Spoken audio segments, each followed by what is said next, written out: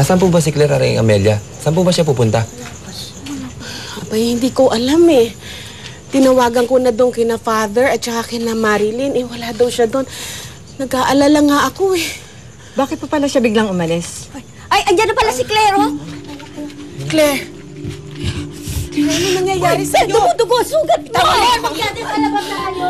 Hindi ako magdadasal! Ayoko na magdasal! Umalis na kayong lahat dito! Kung totoong may Diyos, tanggalin niyo ang sumpang to sa akin! Tanggalin niyo ang stigmata ito! Pagod na ako! Pagod na ako! Sinabi na nga! Umalis na! Sinabi na! Wala ka ng panaginip o panaginip, Claire? Panaginip? Ano? Ano? Ano? Hula ba? Yung ospital ng mga Montemayor, yung tinatayo nilang ospital, pinamamahayan nyo ng mga demonyo. Ano? Yan ang magdadala ng malas dito. Ano?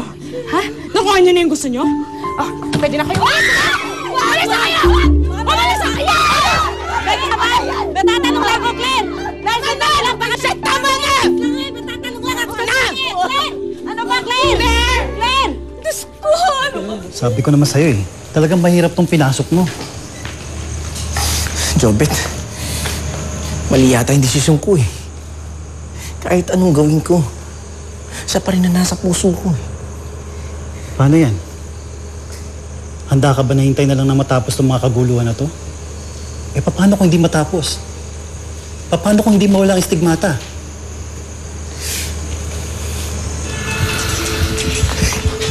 Pero, ito yung sinasabi ng ospital na pinamamahayan ng demonyo. Dapat hindi matuloy ang paggawa dito. Dapat lang. Oo, alam niyo na gagawin ako. Sa kabila. Bahala na. Pupuntahan ko siya sa bahay niya.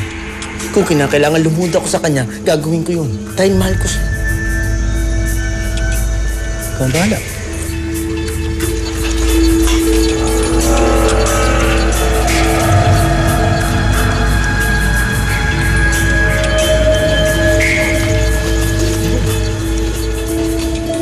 Hoy! Pare! Ah! Tulong! Tulong! Tulong!